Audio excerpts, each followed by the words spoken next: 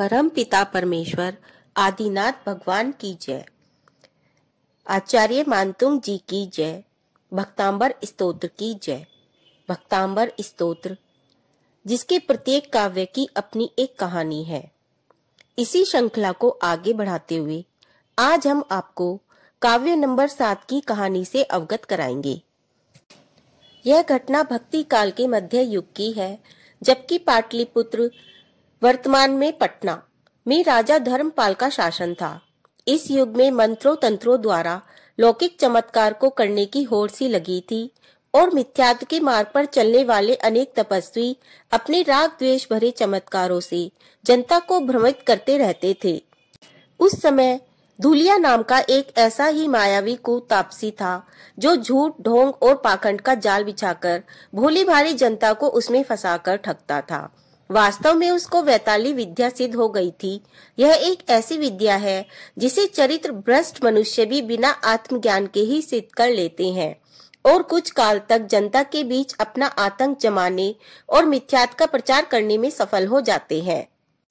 पाटलिपुत्र में मायाचारी धूलिया तथा उसके शिष्यों ने इस वैताली विद्या के बल पर ही कुछ ऐसा आतंक जमाया कि वहां आम जनता तो क्या, राजा धर्मपाल तक उसकी चरण रज लेने आने लगे। लगता था कि लौकिक चमत्कारों की चकाचौंध ने उनके विवेक की आंखों पर पट्टी बांध दी हो, किंतु मिथ्याचारी तपस्वियों के कुतब ऐसा आतंक थोड़े ही समय रहता है, केवल तब तक ही जब तक कि उनका सामना किसी सम्यक दृष्टि गुरु से नहीं होता। जिन शासन के सच्चे भक्त ऐसे बहुरूपी मायाचारियों की नस पकड़ना तथा उनके ढोल की पोल खोलना अच्छी तरह जानते हैं, इनके सामने आते ही मायाचारियों का आतंक सूर्य पर छाई काली घटाओं के समान छिन्न भिन्न हो जाता है। यही हुआ भी। जिनेंद्र प्रभु का एक सम्यक दृष्टि भक्त रति शेखर पाखंडी धूलिया के इन सब प्रपंच पूर्ण कृत्यों एवं राग द्वेष भरे ढोंगी चमत्कारों को देखता रहता था और उनका भंडाफोड़ करने के अवसर की तलाश में रहता था। वैसे रति शेखर कोई तपस्वी नहीं था, वह तो केवल जैन धर्म का सम्यक दृष्टि एवं जिनेंद्र प्रभु का भक्त था। हाँ, उसमें कुछ अंशों में आत्मज्ञान था तथा मंत्र तंत्र आदि में उसकी पहुंच अच्छी थी। एक दिन रति शेखर विद्या मंदिर की अध्ययनशाला में बैठा हुआ अध्ययन में लीन था। तभी पाखंडी धूलिया का एक प्रमुख शिष्य उसके पास जानबूझकर इस उद्देश्य से आकर बैठ गया कि रति शेखर उसे विनय पूर्वक नमस्कार करे। परंतु क्या सम्यक्ति भी कभी किसी मायाचारी तथा मिथ्यात्वी के चरणों में झुक सकता है? कदापि नहीं। पास में कौन बैठा है उसे नहीं मालूम। वह तो अपने अध्ययन में एकाग्रचित्त होकर व्यस्त था। बैठे बैठे जब चेला राम उकता गए तो अपना सा मुंह लेकर चल दिए और आकर अपने गुरु धूलिया को एक एक की चार चार लगाकर भड़काया। फिर क्या था, अभिमानी वह पाखंडी धूलिया की आंखें क्रोध से चढ़ गई। उसने वैताली विद्या की अनुगामिनी देवी का स्मरण किया। देवी हाथ बांधे सामने आकर खड़ी हो गई और बोली, क्या कार्य है तापस? अट्ठास करते हुए धूलिया ने कहा, रति शेखर के प्राण हरण। देवी बोली, वह तो दृढ़ निश्चयी और सम्यक दृष्टि है, उसका सर्वनाश तो असंभव है। हाँ, उसके बढ़ते प्रभाव को कम करने के लिए धूल अवश्य बरसाई जा सकती है। इस प्रकार आपके प्रभाव को कायम रखा जा सकता है। धूलिया, तो जाओ तत्काल ऐसा ही कराओ देवी।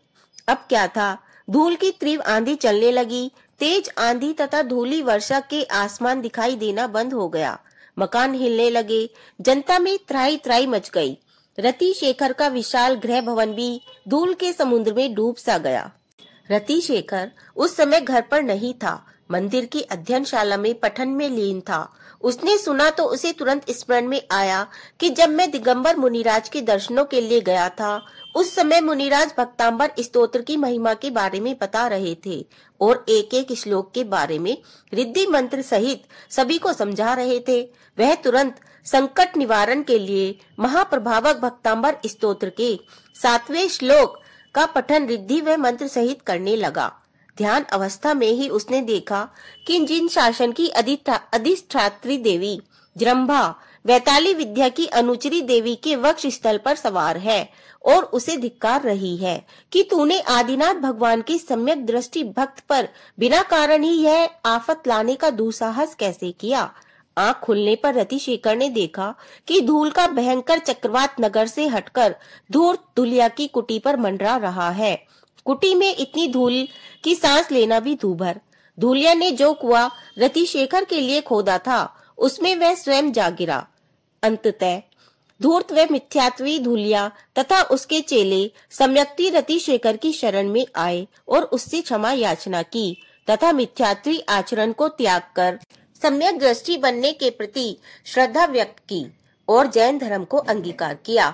जैन धर्म में कहा गया है कि कोई भी जीव सम्यक्ति के बिना करोड़ों वर्षों तक उग्र तप भी करे तो भी वह बोधि लाभ प्राप्त नहीं कर सकता है।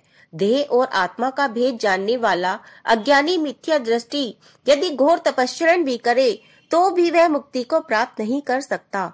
यदि तप किसी आशा को लेकर अथवा तंत्र मंत्र आदि के लिए किया जाता है तो वह तप केवल आडंबर मात्र माना गया है। तो बंधुओं, ये थी काव्य नंबर 7 की कहानी।